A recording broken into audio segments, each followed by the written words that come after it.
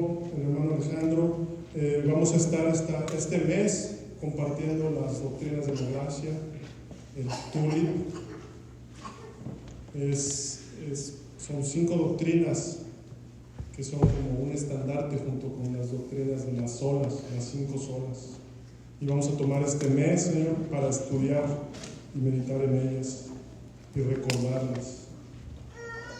Y son ellas las que aplastan nuestro orgullo y al mismo tiempo exaltan a nuestro Dios soberano. El objetivo de este sermón será responder a lo que considero es la pregunta más importante para el hombre, porque es a partir de la respuesta que podemos determinar su condición y su necesidad real. La pregunta es: ¿cuál es la condición del hombre sin Cristo? ¿Cuál es la condición del hombre, joven, niño, sin Cristo? Y quiero que piensen en aquel concurso de televisión que es muy popular aquí, llamado Family Feud, y en México se llama 100 mexicanos dijeron. Este concurso se basa en obtener las preguntas más populares entre un grupo de personas, que en el caso del concurso en México son 100 preguntas, 100 personas a las que se las hacen. Y me recuerda este programa porque estoy seguro que si hacemos una encuesta entre los hombres fuera de la iglesia, preguntándoles cómo se consideran moralmente, seguramente tendríamos muchas respuestas superficiales y definitivamente incorrectas. Entre algunas respuestas comunes, varios dirían que quizá no son tan buenos, pero se inclinan más al bien que a lo malo. Otros dicen que sí existen algunas personas malas, pero ellos no lo son. Es decir, es fácil para el hombre ver el pecado en otros, pero definitivamente la respuesta más popular entre los hombres es que se consideran una buena persona. Y esta es la respuesta que más personas lleva al infierno. Y es que esta respuesta, viniendo del hombre, es la más agradable de escuchar para él mismo. Es decir, es la respuesta con la que está más cómodo y le trae cierta paz a su conciencia. Pero, ¿qué dice la Biblia? ¿Qué dicen las Sagradas Escrituras? ¿Qué dice el Creador? Es por eso que para obtener una respuesta certera a esta pregunta es necesario ir a las Sagradas Escrituras, donde tendremos la única respuesta verdadera, ya que procede del único que es veraz. Es decir, que lo que diga el hombre de sí mismo no es confiable. O como dice Pablo en Romanos 3:4, de ninguna manera, antes bien sea Dios veraz y todo hombre mentiroso. Y es que en las Escrituras es donde podemos ver la trayectoria histórica de la condición y comportamiento del hombre. Y son las Escrituras las que nos muestran al hombre en una condición de miseria desde la caída. No solo como un ser pecador que se rebela constantemente contra la ley de su Creador, sino también como alguien impotente y que además no quiere cambiar la condición en la que se encuentra. El hombre es por naturaleza un ser orgulloso, que no quiere someterse a nada ni a nadie, y mucho menos a un ser que no ve. Y es por esto que las Sagradas Escrituras enseñan que ningún ser humano busca al Dios de la Biblia por su propia inclinación natural, porque venimos al mundo espiritualmente muertos. Efesios 2:1. Así nos lo hace saber Pablo. Y Él os dio vida a vosotros cuando estabais muertos en vuestros delitos y pecados. Así es que una vez más, hoy estaremos viendo la corrupción radical del hombre. Título del sermón: la doctrina de la depravación total. Y lo dividiremos en 3 puntos. Punto número 1, la consecuencia de la caída, el pecado original. Número 2, la incapacidad moral del hombre.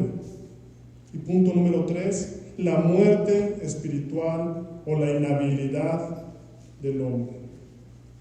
Punto número 1, la consecuencia de la caída. Romanos 3:10 al 12. Como está escrito, no hay justo, ni aún uno.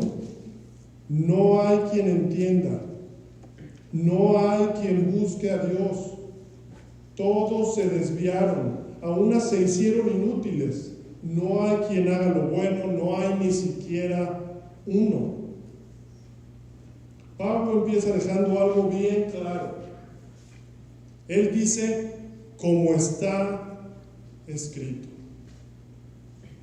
Y esto es porque él cita en gran medida en estos 2 versículos 2 salmos, el Salmo 14 y el Salmo 53, para presentar lo que va a explicar. Y lo cierto es que pertinentemente son bien escogidos e inspirados. Y aunque las citas no son todas ad verbum, es decir, no son citas literales, sí son todas ad sensum, que quiere decir según el significado. No hay justo ni aún uno, no hay quien entienda, no hay quien busque a Dios. Todos se desviaron. En estos 2 versículos vemos 5 negativos refiriéndose a la falta de existencia de alguien. Dice, no hay justo, ni aún uno, no hay quien entienda, no hay quien busque, todos se desviaron, a unas se hicieron inútiles, no hay quien haga lo bueno, no hay ni siquiera uno. Y para remarcar vemos 2 ni, enmarcando la oración, uno al principio y otro al final, para agregar y dejar claro que ni uno solo existe. Ni aún uno, no hay ni siquiera uno. El ni siquiera es una expresión enfática para negar o para indicar el grado extremo de algo. Solemos decir, esto no te lo crees ni siquiera tú. O no, podemos decir también, a esta persona no puedo verla ni en pintura. Así que esta estrofa demuestra que Pablo no está describiendo a una o a otra raza o alguna clase de gente en particular, sino a la humanidad en general. Recordemos el contexto de este pasaje. Pablo presentó ya a judíos y gentiles inexcusables, todos bajo pecado en los capítulos 1 y 2. Y por eso aquí, en el capítulo 3, en el versículo 9, él dice, ya hemos acusado a judíos y a gentiles, que todos están bajo pecado. Y hermanos, el cuadro que pinta es tétrico, es lúgubre, es lamentable. No hay ningún justo. De hecho, nadie entiende su deplorable condición. y ni siquiera hay alguien que aún trate de entenderla y que busque a Dios, mucho menos, quien es la fuente de toda sabiduría y conocimiento. No hay ni siquiera uno. Y en aplicación para nosotros, estos versículos nos enseñan que debemos prestar atención cuidadosa a la doctrina del pecado. Porque sin un entendimiento agudo de la pecaminosidad del hombre, es decir, si no tienes tú el entendimiento de la pecaminosidad con la que viniste, si no es aguda y clara, no nos importará el Evangelio. En otras palabras, no nos importará el único remedio que Dios ha proveído. Esto es fundamental. Y yo sé que son las doctrinas menos populares. Hablar de la ley, hablar del pecado y del infierno, no le agrada a la carne escucharlo.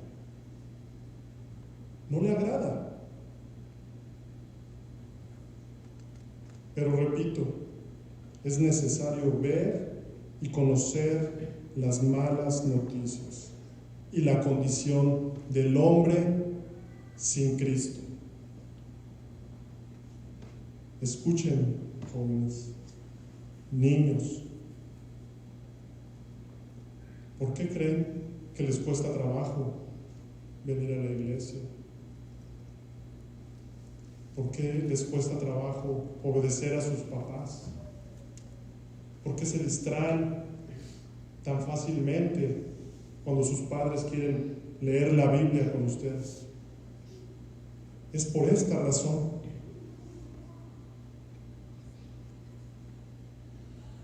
Es necesario ver y conocer las malas noticias y la condición del hombre sin Cristo.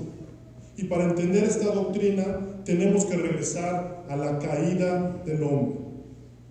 Cuando el hombre quedó en esta lamentable, tétrica y miserable condición. Pero ¿de dónde cayó el hombre? ¿O a qué nos referimos cuando hablamos de una caída o el pecado original? Los teólogos y eruditos lo exponen así en el capítulo 6 de la Confesión Bautista de 1689. Dios creó al hombre recto y perfecto. Génesis 1:26 y Eclesiastés 7:29. Apúntenlo, jóvenes, y lleguen a su casa y léanlo ustedes. Y le dio solamente una orden específica, la cual era una ley justa. Génesis 2:16 y 17. Lo leo.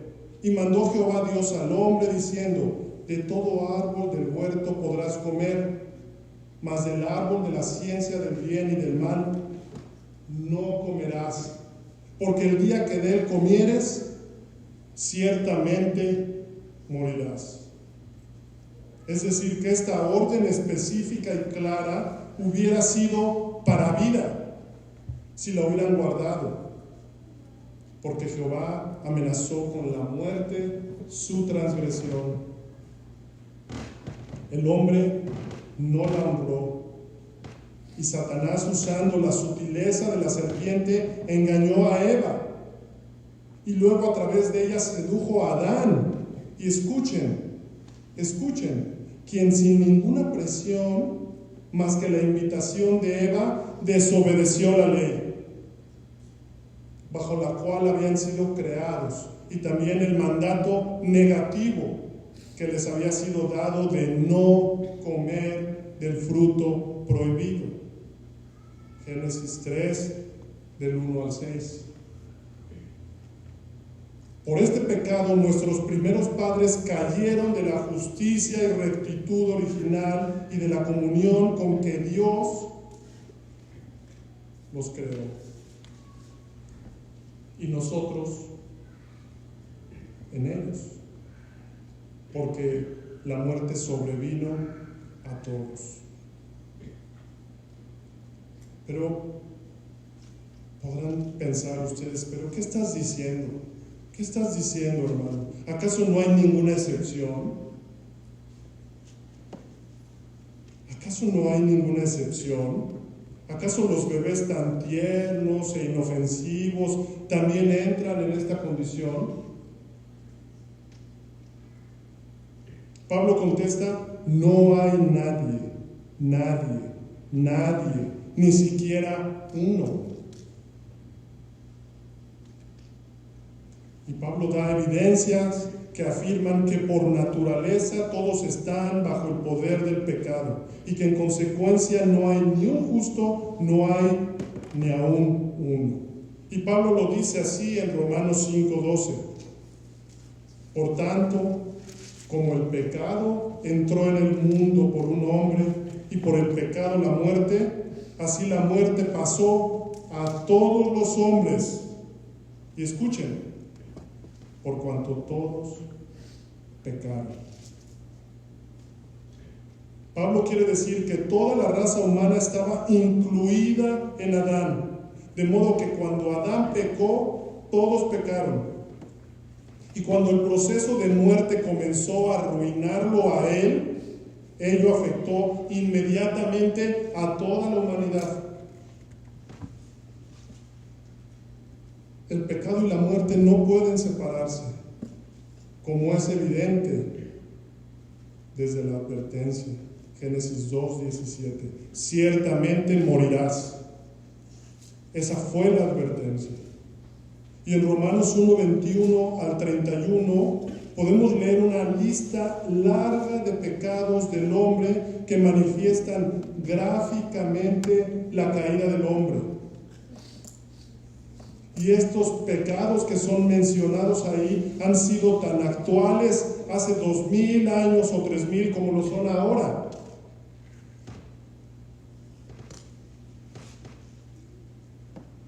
Y al final, en el versículo 32, Pablo termina recordándoles las consecuencias.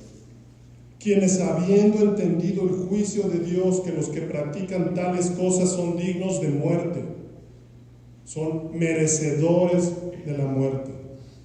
Así que en Adán todos pecaron y en Adán todos murieron. En otras palabras, el proceso de morir, y esto no solo para Adán, sino para toda la raza, comenzó en el momento en que Adán pecó. Adán es lo que se conoce en teología reformada como la cabeza federal, el representante del hombre.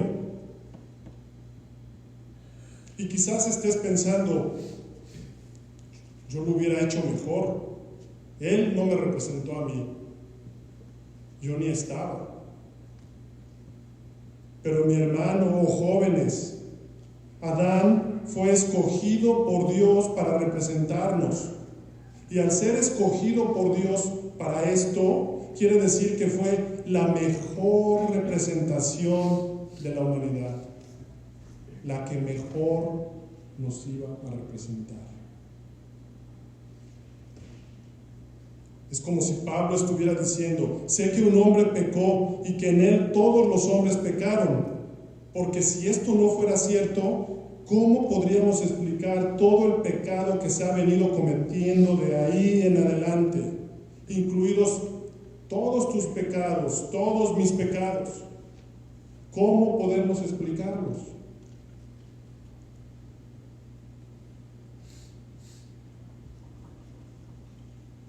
Así que en Adán, como nuestro representante, nacemos todos los hombres muertos en pecado. Todos los bebés, todos los niños, todos los jóvenes, todos los adultos, todos, no importa la etapa en la que te encuentres.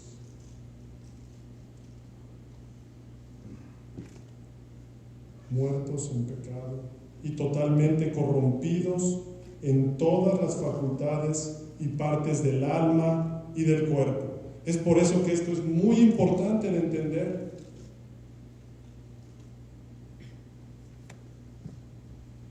Hemos visto la consecuencia de la caída, el pecado original, la condición en la que quedó el hombre.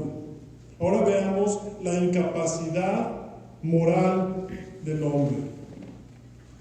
No hay justo, ni aún uno. No hay quien entienda, no hay quien busque.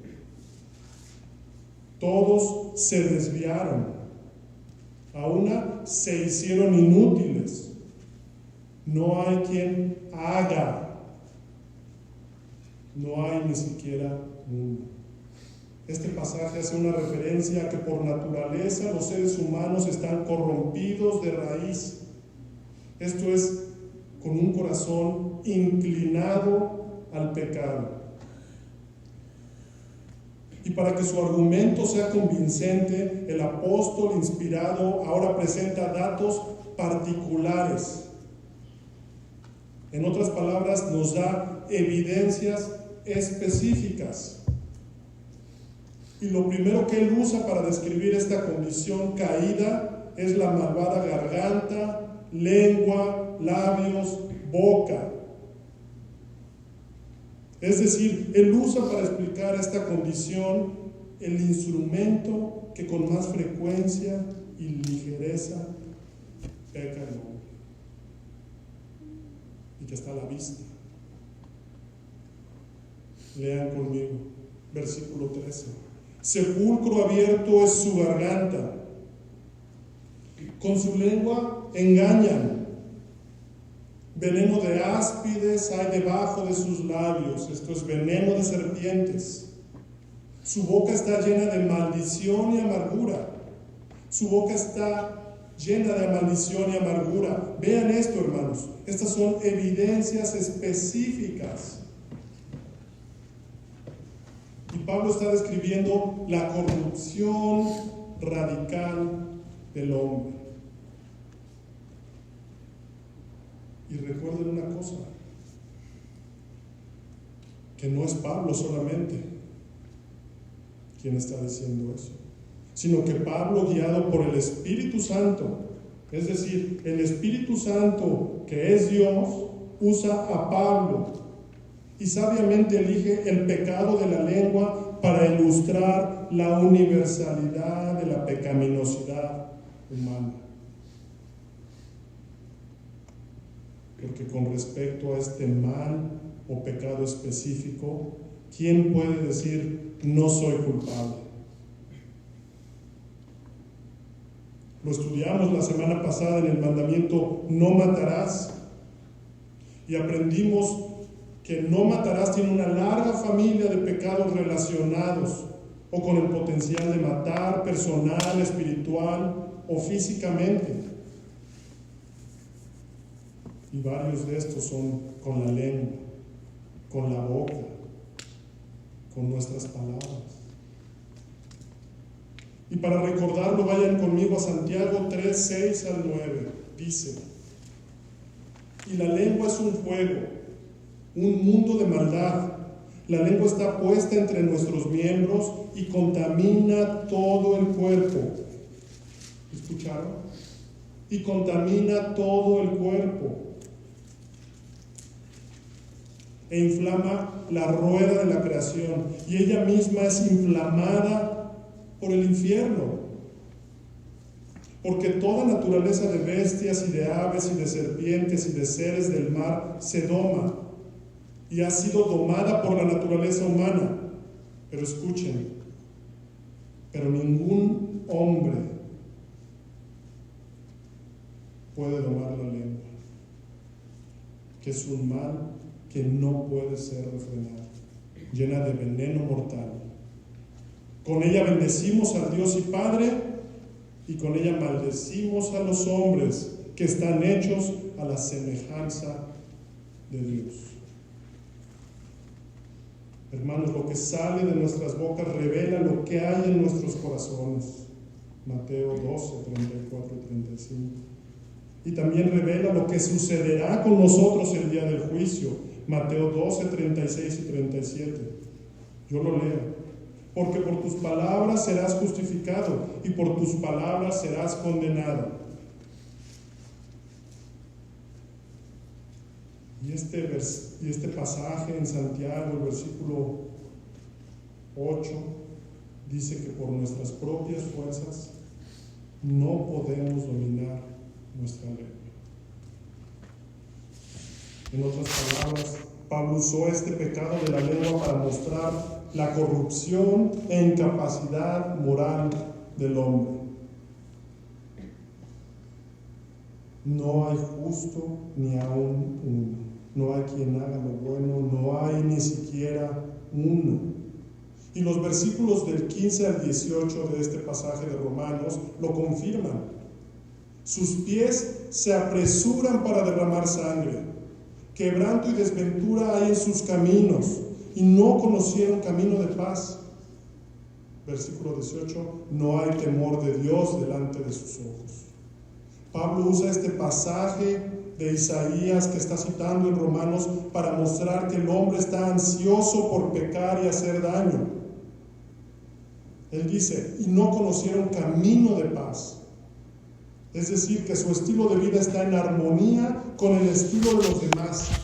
Y además no hay justicia, ni un trato correcto hacia los demás en su conducta. Pablo está describiendo la condición moral del hombre en su naturaleza.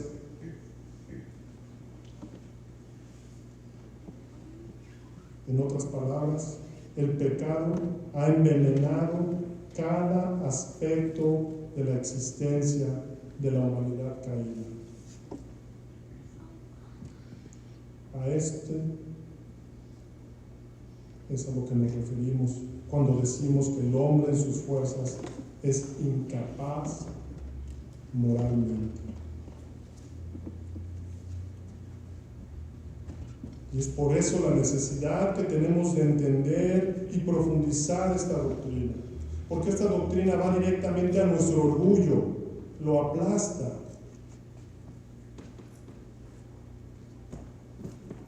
Por eso decimos que el hombre necesita reconocer su incapacidad moral y corrupción de raíz del corazón y clamar porque Dios lo perdone y lo renueve completamente. Y esto es algo que solo Cristo a través del Espíritu lo puede hacer.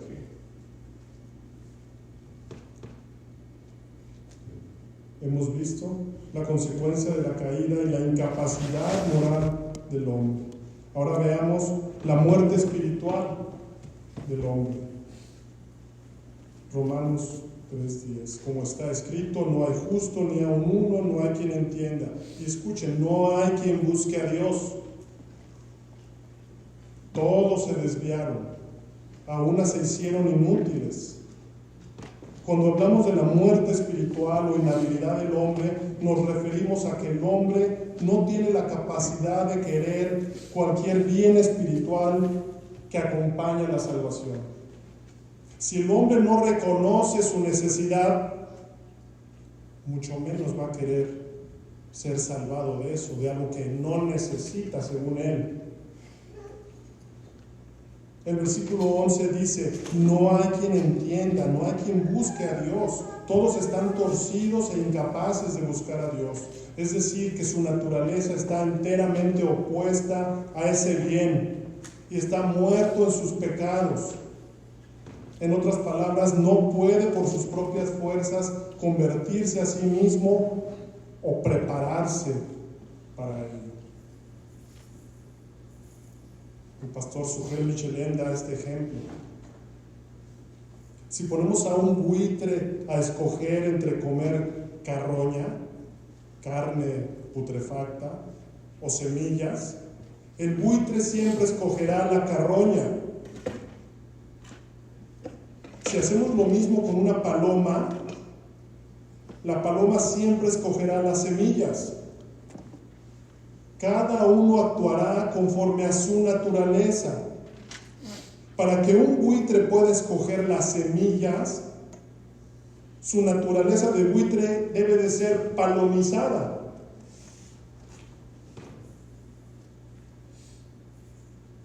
Lo mismo ocurre con el pecador cuando tiene que elegir entre Dios y el pecado. Cuando tiene que elegir someterse a Dios o o seguir viviendo con su orgullo. Siempre escogerá el pecado, porque esa es la inclinación natural de su corazón. Sin la regeneración, ningún pecador vendrá a Cristo en arrepentimiento y fe.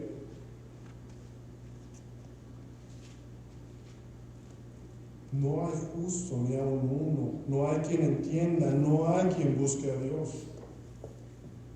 En Juan 5:40 el Señor dice: pero ustedes no quieren venir a mí para que tengan vida.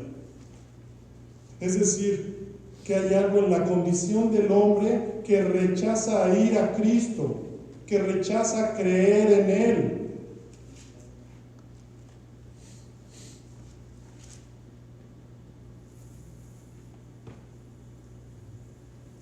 Charles Spurgeon dice: la sustancia del texto radica en esto, que ningún hombre por naturaleza jamás vendrá a Cristo, porque el texto dice: y no queréis venir a mí para que tengáis vida. Lejos de afirmar que los hombres por su propia naturaleza harán alguna vez eso, lo niega de manera abierta y categórica: ustedes no quieren venir a mí.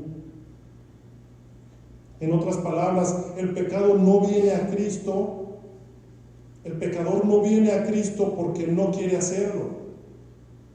Y porque no quiere, tampoco puede. Esa es la clara enseñanza del Señor Jesucristo en Juan 6:44. Ninguno puede venir a mí si el Padre que me envió no lo trae, y yo lo resucitaré en el día final. El buitre no va a comer semillas si no se le cambia su naturaleza. Ninguno puede venir a mí si el Padre que me envió no lo trae, y yo lo resucitaré en el día final. En otras palabras, es imposible que vengan a menos que Dios los traiga.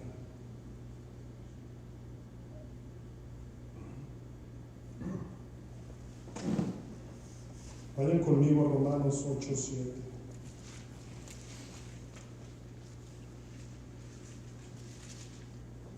Para que sigamos entendiendo esto. Romanos 8:7. Por cuanto los designios de la carne son enemistad contra Dios, porque no se sujetan a la ley de Dios, ni tampoco pueden. Es decir, que todo lo que surge de nuestra naturaleza no regenerada es enemistad contra Dios. Pablo está diciendo, de tal manera que no quieren ni pueden sujetarse a la ley de Dios. Y para dejarlo bien claro, desde el primer pecado cometido en el huerto del Edén, el hombre quiere ser su propio Dios. Por lo cual es imposible para ese hombre con su naturaleza caída humillarse y someterse al Dios vivo y verdadero. Es imposible para ese hombre si Dios no interviene. La Biblia presenta al hombre no solo como un ser pecador que se revela constantemente contra la ley de Dios, sino también como alguien que no puede ni quiere cambiar la condición en que se encuentra. Es a eso a lo que llamamos la corrupción radical del hombre, de raíz, de su corazón. Lo que esta expresión significa no es que todos los hombres sean todo lo malo que pueden llegar a ser por la misericordia de Dios que los frena, o que todos los seres humanos sean completamente incapaces de hacer alguna cosa relativamente buena. A lo que se refiere el término es a que el hombre está totalmente dañado, en el sentido de que todas sus facultades han sido profundamente afectadas por el pecado. Su intelecto, su voluntad, sus emociones. En Romanos 3:10 al 18 tenemos el diagnóstico que Dios nos da de la condición humana. En nuestro pasaje vemos el diagnóstico de Dios para el hombre. Esta doctrina nos ubica, como cuando una persona recibe el diagnóstico de un doctor especialista con análisis clínicos en sus manos. Esto hace esta doctrina para nosotros. El Señor mismo nos está dando cuál es el dictamen de Él para nosotros. Y hacemos bien en escucharlo y poner atención. Y esto está en concordancia con 1 Corintios 2:14, donde Pablo está hablando de la muerte espiritual o la inhabilidad del hombre. 1 Corintios 2:14. 1 Corintios 2:14. Pero el hombre natural, es decir, el hombre en su naturaleza caída, no percibe, es decir, no acepta las cosas que son del Espíritu de Dios, porque para él son locura, son flojera, diría un joven. ¿Qué flojera?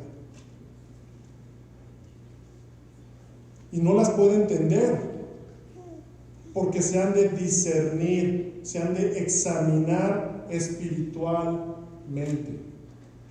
El hombre podrá demostrar mucha capacidad intelectual, pero en lo que respecta a la salvación de su alma y su relación con Dios, su entendimiento está completamente entenebrecido. Así lo dice el apóstol Pablo en Efesios 4, 17 al 18. Efesios 4, 17 al 18. Esto pues digo y requiero en el Señor, que ya no andéis como los otros gentiles que andan en la vanidad de su mente. Escuchen el versículo 18. Teniendo el entendimiento entenebrecido, ajenos de la vida de Dios por la ignorancia que en ellos hay, por la dureza de su corazón.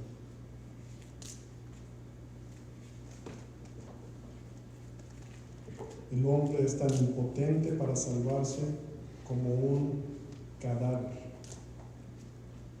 de levantarse. Pablo nos lo hace saber en Efesios 2:1.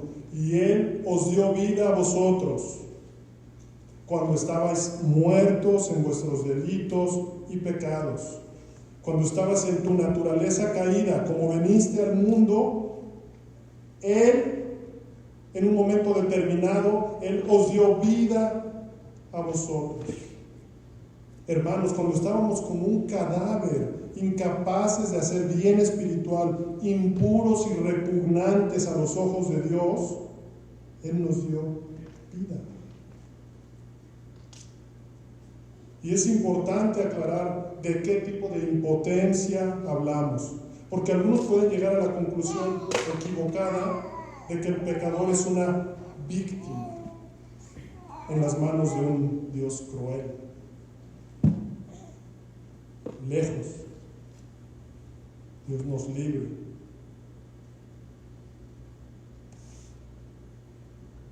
Como si Dios le estuviera pidiendo hacer algo que Él sabe de antemano que no puede hacer. Pero esto no es así. Spurgeon nos ayuda a entender este concepto con el siguiente ejemplo. Imaginen a una madre con su bebé en sus brazos. Una madre con su bebé en sus brazos. Ustedes le dan un cuchillo y le dicen que le dé al bebé una puñalada en el corazón. Ella responde, en verdad responde, no puedo. Ahora, en lo que se refiere a su poder físico, ella podría si quisiera. Tiene un cuchillo y tiene al niño. El pequeño está indefenso y la madre tiene la suficiente fuerza en su mano para darle una puñalada. Pero tiene mucha razón cuando dice que no puede hacerlo, porque su naturaleza de madre no le permite hacer algo frente a lo cual su alma se revela. Su naturaleza de madre le impide hacer algo, a lo cual su alma se revela. Ese es el tipo exactamente de impotencia que impide al pecador venir a Cristo. No quiere, y porque no quiere, no puede. Su naturaleza se revela a esa idea, porque nada detesta más que la gloria y el señorío de Dios, quien es soberano sobre nuestras vidas. Su orgullo se lo impide. Así que no estábamos en una condición de neutralidad o enfermedad espiritual cuando fuimos traídos eficazmente a salvación, sino en una condición de mortandad y enemistad, enemigos de Dios, en rebelión. Y así fue como Él nos dio vida. Y Él os dio vida a vosotros cuando estabas muertos en vuestros delitos y pecados. Es a esto a lo que se refiere Isaías 6 en el versículo 5, al ser alcanzado por Dios. Entonces dije: ay de mí que soy muerto, porque siendo hombre inmundo de labios y habitando en medio de pueblo que tiene labios inmundos, han visto mis ojos al Rey, Jehová de los ejércitos. Isaías reconoce su inmundicia y su condición de muerte, y no entendía cómo aún así había visto al Rey Jehová de los ejércitos. Hermanos, el hombre en su naturaleza caída no puede ni quiere salvarse. Para él es locura, flojera. Ni aún uno. No hay quien entienda, no hay quien busque a Dios. Todos se desviaron, se hicieron inútiles. No hay quien haga lo bueno, no hay ni siquiera uno. No pueden ni quieren. En Jeremías 13:23, en este pasaje vemos la impotencia e inutilidad del hombre. ¿Mudará el etíope su piel y el leopardo sus manchas? ¿Mudará el etíope su piel? ¿Puede el etíope cambiar su piel y el leopardo de manchas pasar a rayas? ¿Puede hacerlo? Así también, ¿podréis vosotros hacer bien estando habituados a hacer el mal? Jeremías compara el intentar cambiar el color de la piel para una persona o un animal con buscar o hacer el bien espiritual, teniendo una naturaleza caída. El pecado está profundamente arraigado en la humanidad, como la genética del color de nuestra piel. Es imposible para una persona cambiar el color natural de su piel. Así también es imposible para un pecador arrepentirse y hacer el bien por sí mismo. La naturaleza determina el comportamiento. El hombre no puede salvarse a sí mismo del pecado heredado de Adán. Solo Dios puede salvar a los pecadores.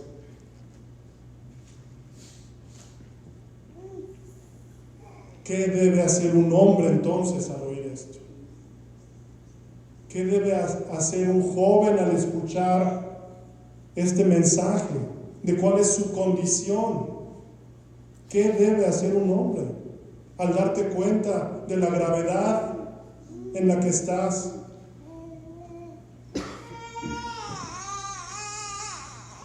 ¿Qué debe hacer un hombre entonces al oír esto?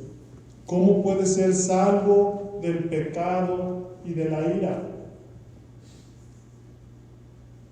El hombre al escuchar el Evangelio, el mensaje de amor de Dios para con los hombres,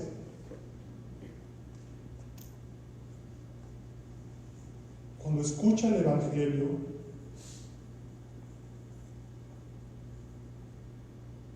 debe poner atención a raíz de entender tu condición. ¿Y cuál es ese mensaje? Que Dios estaba en Cristo reconciliando consigo mismo al mundo, no tomándoles en cuenta a los hombres sus pecados. ¿Qué debe hacer el hombre cuando escucha este mensaje? El mensaje de amor, el evangelio. Jóvenes, amigos, niños, al escuchar estas buenas noticias, el perdón de pecados, el hombre debe reconocer su rebelión contra Dios. Debe reconocer que ha vivido en enemistad, en rebeldía, y que necesita una obra divina en su vida. Solo después de que escuchas y entiendes cuál es tu condición, es que cuando escuchas el mensaje de amor, que Dios estaba en Cristo reconciliando consigo al mundo,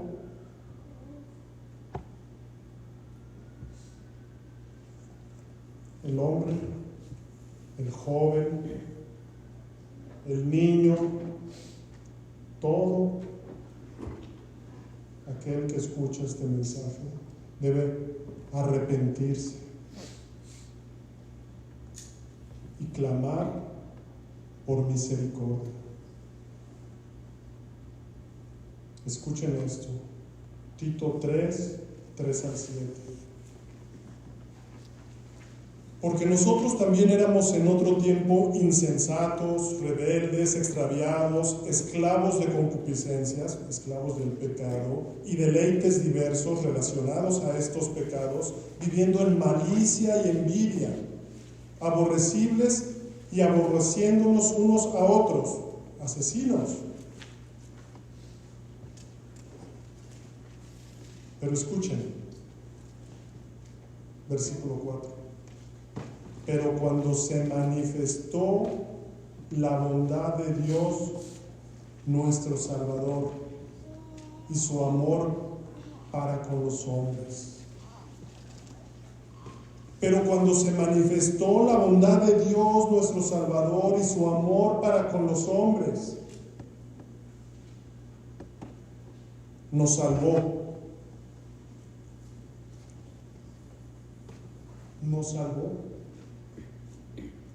No por obras de justicia que nosotros hubiéramos hecho, no porque te creas bueno, no porque intentes cumplir la ley que no puedes, sino por su misericordia, por el lavamiento de la regeneración y por la renovación en el Espíritu Santo. Es la obra que el Señor hace cuando un hombre reconoce su pecaminosidad y la condición en la que se encuentra y escucha el mensaje de amor, la bondad de Dios nuestro Salvador, su obra,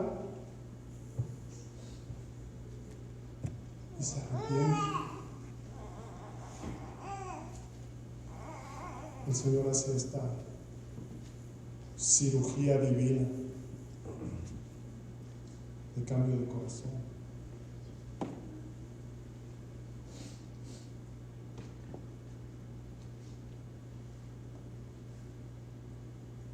Nos salvó no por obras de justicia que nosotros hubiéramos hecho, sino por su misericordia, por el lavamiento de la regeneración y por la renovación en el Espíritu Santo, el cual derramó en nosotros abundantemente por Jesucristo nuestro Salvador, para que justificados por su gracia viniésemos a ser herederos conforme a la esperanza de la vida eterna. Reconoce tu condición, escucha el mensaje, arrepiéntete, clama por misericordia, con un arrepentimiento genuino. Ponle nombre a tus pecados y arrepiéntete. Y hermanos, también en aplicación para nosotros, debemos de entender que si tenemos vida espiritual, se debe por completo a la gracia de Dios en Cristo. Esto quiere decir que jamás debemos de ver a nadie por encima del hombro. Debemos verlos como hombres hechos a la imagen de Dios, con una naturaleza caída, tal como nosotros estábamos. Y solo por la gracia y misericordia de Dios es que hoy tenemos vida en Cristo Jesús. Solo por su gracia, su favor inmerecido. No por obras de justicia, no porque fueras muy inteligente, es por su misericordia. Y finalmente, para terminar, la cabeza federal de la caída es Adán, y nos representó a todos en el Edén. Pero hoy tenemos un nuevo representante, uno al que si te aferras en arrepentimiento y fe, promete por su misericordia y gracia perdón de pecados y vida eterna, un nuevo corazón de carne.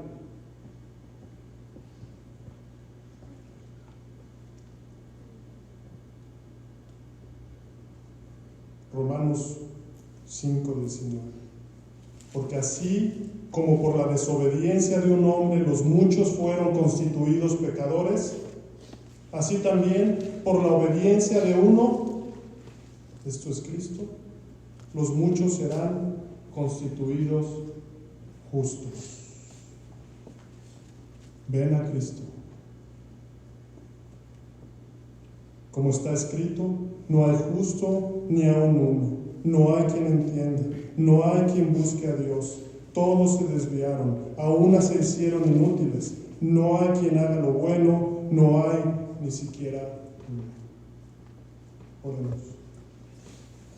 Padre Santo, venimos a ti esta tarde, Señor, después de escuchar tu palabra, Señor, y tu dictamen del hombre.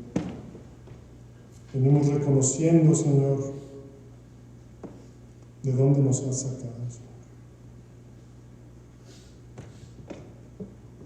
¿De dónde es que nos sacaste? Te alabamos y te glorificamos, Señor. Y te pedimos, Señor, que tú obres en las personas que no te conocen. Te pedimos que tu mensaje de amor